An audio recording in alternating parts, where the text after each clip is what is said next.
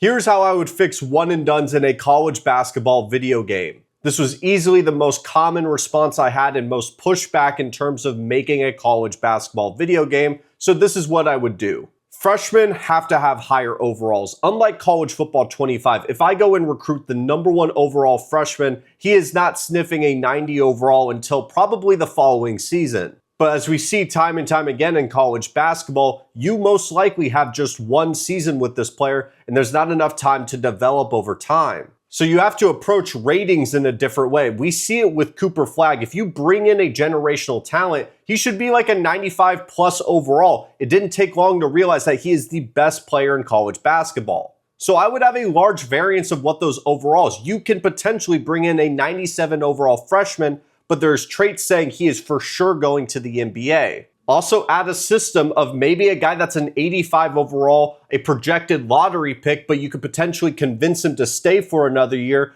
for the potential of being like a top 5 pick. I definitely think there's a couple of things you can play around with in terms of scenarios on either bringing a player back to school, them transferring out, or going to the NBA. I think you have to make the players a little bit better though to make it a little bit more enticing. Because nothing would be worse than bringing in like an 85 overall center who ends up being projected a #1 overall pick, and you never really got to see how dominant of a player they could be at the collegiate level. But let me know, does a one and done rule ruin the potential of a college basketball video game?